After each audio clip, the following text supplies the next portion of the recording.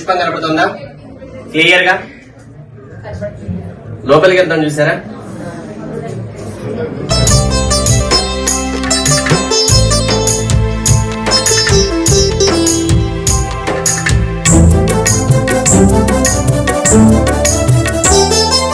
నీ సన్నిధి చేరనిది ఎందుకు ఈ జన్మ, శరణు కోరి వస్తున్నా లక్ష్మీ నరసింహ. ప్రకృతి హేతు నీవని, సకల చరాచర జీవుల ధాతు నీవని, విశ్వమానవాళి తలరాత నీవని.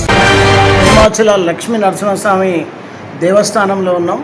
ఇక్కడ ప్రత్యేకత లేనిది, దాంతోపాటుగా చింతామణి జలపాతం యొక్క ప్రత్యేకతలు తెలుసుకునే ప్రయత్నం నేటి న్యూస్ చేస్తున్నది. ప్రస్తుతం మనకు అందుబాటులో పూజారి ఉన్నారు, వాళ్ళ మాటలు.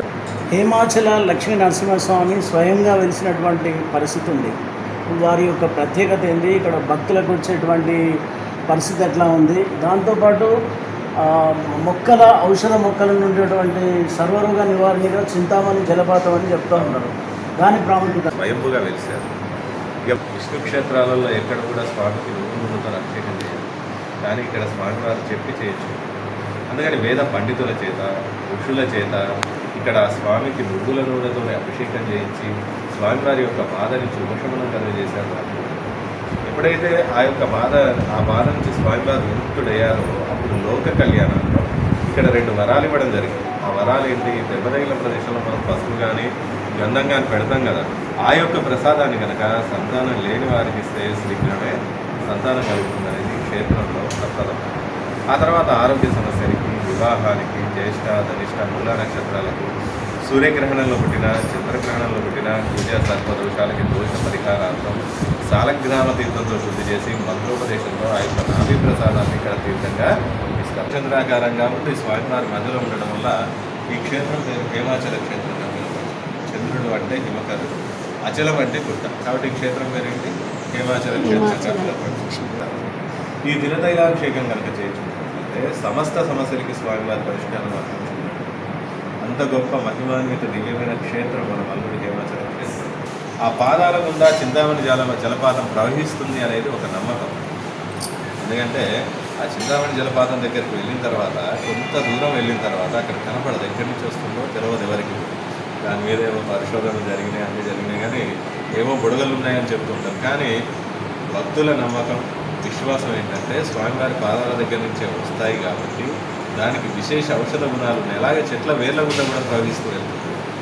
ఈ ప్రాంతం నుండి చెట్ల వేర్ల గుండా ప్రవహిస్తూ ఆ ప్రాంతానికి వస్తుంది కాబట్టి ఆ యొక్క తీర్థానికి విశేష ఔషధ గుణాలు ఉన్నాయని చెప్తుంటారు. ఆ తీర్థాన్ని కనుక 91 రోజులు కనుక పరగడుపును కనుక సేవించినట్లయితే రోగ నిరోధక శక్తి జరుగుతుంది. ఇంత గొప్ప మహిమాన్విత తీర్థం ఆ యొక్క చింతామణి జలపాతం చెట్ల వేర్ల గుండా ప్రవహిస్తుంది. అలాగే మూలికలు, ఎన్నో రకాల మూలికలు మన ఈ ఇసుక మీద, మన అడవిలో ఉన్నాయి. వాటిని సంరక్షించుకోవాల్సిన బాధ్యత కూడా మనది. కాబట్టి ఆ తీర్థాన్ని, గంగ తీర్థం ఎలా నిల్వ ఉంటుందో ఆ తీర్థం కూడా నిల్వ ఉండడం విశేషమైంది. గంగ తీర్థం ఎలా నిల్వ ఉంటుందో ఆ తీర్థం కూడా నిల్వ ఉండడం విశేషమైంది. హిమాచల లక్ష్మీ నరసింహస్వామి విశిష్టత చెప్పేది ఏంటంటే, సూర్యచంద్ర గ్రహణంలో పుట్టిన వారికి నాభి నుండి తీసినటువంటి ఆ ద్రవం తీసుకున్నట్లయితే ఒక సంతానం దానికి ప్రత్యేకంగా పనిచేస్తుందని, ఇంకోటి వివిధ ఔషధ గుణాలు ఉన్నటువంటి జలమే మన లక్ష్మీ నరసింహస్వామి పాదాల చెంత నుండి వచ్చేటటువంటి జలము సర్వరోగ నివారణగా పనిచేస్తుంది. అది ఎక్కడి నుండి వస్తుంది అనేది కూడా ఇప్పటికీ అంతు చిక్కనటువంటి పరిస్థితి ఉన్నది.